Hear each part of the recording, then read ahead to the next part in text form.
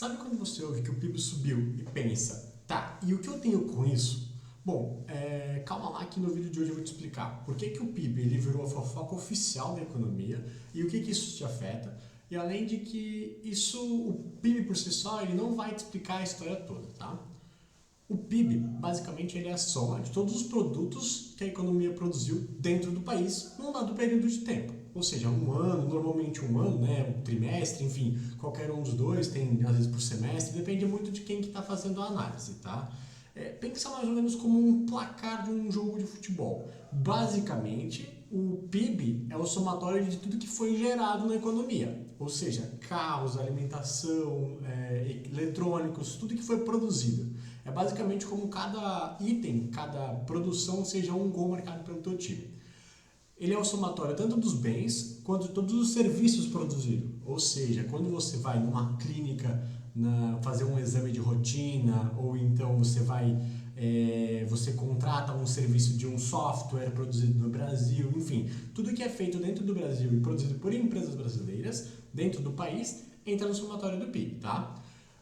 O PIB ele é calculado em 3 pontos de vista, basicamente. O ponto de vista da produção, que ele soma o valor que é adicionado em cada setor, ou seja, é o valor que se soma ao produto final em cada etapa do processo de desenvolvimento desse produto, desse item.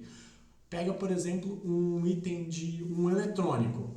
Dentro do eletrônico você vai ter etapas em que vão ter a parte de mineração para extrair e formar o ferro, vai ter a parte de transformação, enfim, até chegar no processo de venda do equipamento na sua casa. Todas essas etapas, elas compõem um valor adicionado que vai crescendo o valor do produto até chegar na ponta da tua casa. Também tem a visão da renda, que é basicamente o somatório de salários, lucros, aluguéis e os impostos líquidos, tá? E também a ótica da despesa, que vai ser o PIB, ele vai ser igual ao consumo das famílias, aos investimentos, mais os gastos do governo, mais a balança comercial. Em resumo, o PIB ele tem duas formas também de ser calculado, aliás, de ser entendido, né? Ele tem a forma de cálculo que é pela ótica, que a gente chama de ótica, né? Produção, renda e despesa. Todas elas o resultado vai ser igual, é só uma forma de entender como que isso está dividido dentro do PIB brasileiro, pela despesa, onde está sendo gasto, como que está sendo distribuída a renda, como que está a produção em cada setor da economia. São formas diferentes de ver, mas é o mesmo número final. E você tem também o que a gente chama de PIB nominal e PIB real. PIB nominal é o valor bruto produzido, independente de inflação, independente de nada mais. É tudo que foi produzido no valor total, tá? E o PIB real, ele vai descontar a inflação, ou seja, o que realmente a economia produziu, porque a inflação a gente sabe que é o aumento generalizado de preços. É o aumento natural dos preços da economia, que acontece todos os anos, então ele desconta essa inflação do PIB para a gente ter um cálculo de realmente quando cresceu, quando que não cresceu, tá?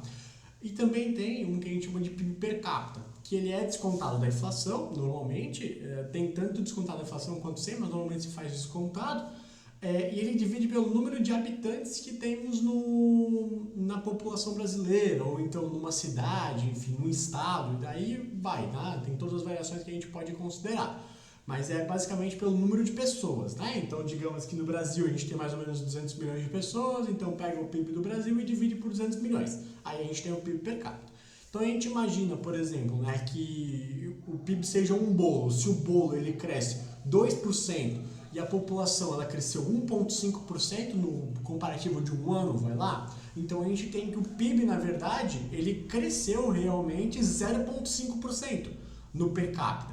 Porque ele tem que descontar o aumento da população. Porque, logicamente, aumento de população é aumento de disponibilidade de trabalho.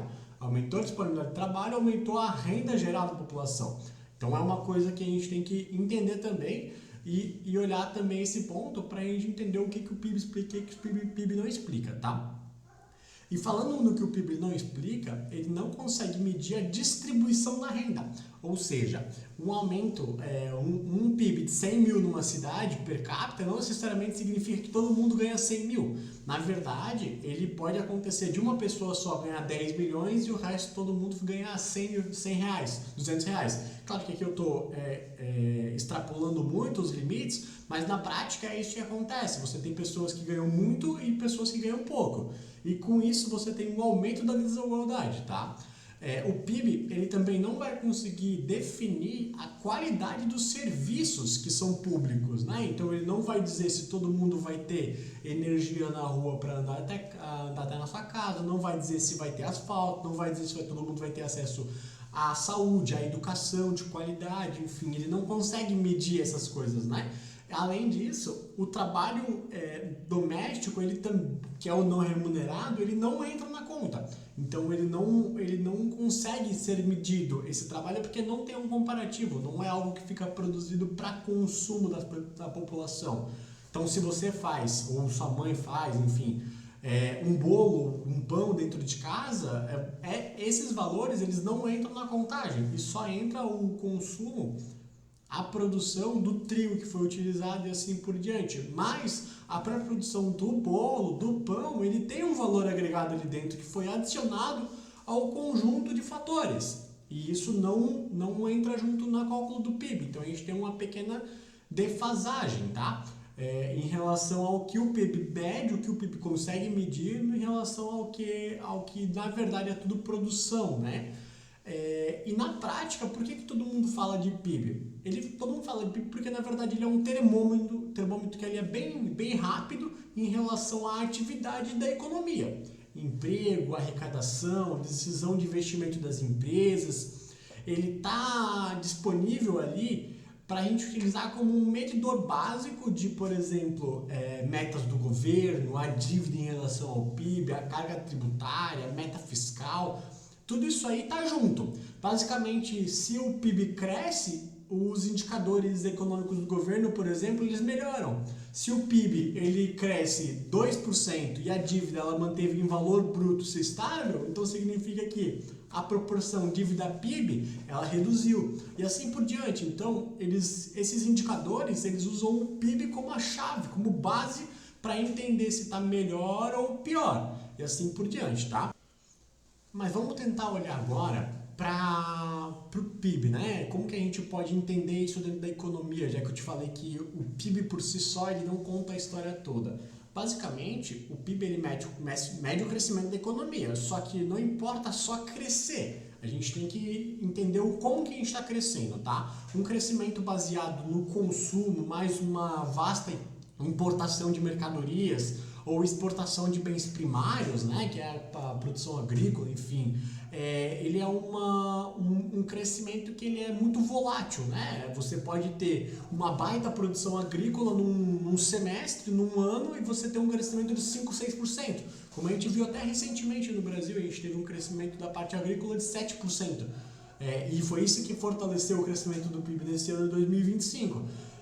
Só que se no ano que vem a gente não consegue repetir esse crescimento de 7% da agricultura, no ano que vem a gente tende a crescer zero ou crescer negativo. Então você tem uma alta volatilidade porque a gente não tem uma economia que ela é complexa. Ou seja, complexa no sentido de que se a agricultura crescer pouco, a indústria cresce bastante. Se a indústria cresce pouco, o agro vai conseguir puxar. E assim por diante. Então, ter mais fatores que consigam contribuir para o crescimento coletivo da indústria. Da economia como um todo. E isso a gente chama de complexidade econômica. É necessário que a gente fale de uma estrutura que seja complexa para a gente suportar as volatilidades ocasionadas em cada setor. Então, você tem uma demanda menor em metal por conta de uma crise na China, você tem que ter estrutura suficiente para comportar aquela produção da Vale do Rio Doce, que é a maior empresa do Brasil, para que a gente possa, então, em conjunto, ter um crescimento geral da economia, mesmo com uma empresa tão grande como a Vale, tendo um ano fraco, por exemplo. Você precisa criar essas dinâmicas de complexidade para você ter um crescimento sustentável economicamente falando. Basicamente, o PIB ele é só o placar. O que importa realmente é como que está a política industrial, como que é a ciência, como que a tecnologia está adotada dentro dos sistemas complexos de produção, como que o país pretende crescer, como se ele organiza a economia dele para suportar as volatilidades que acontecem todos os anos. Basicamente, o PIB, sem um plano, sem uma tática bem definida, sem uma política econômica bem feita, ele só serve como um número e mais nada. Ele não vai representar o quanto que a tua vida aí na ponta vai melhorar ou vai piorar. E se você curtiu esse conteúdo, considere se inscrever no canal, ativar o sininho de notificação, apoia bastante o nosso trabalho e nos motiva para continuar. Um abraço, meu nome é Paulo Fichter e seja muito bem-vindo.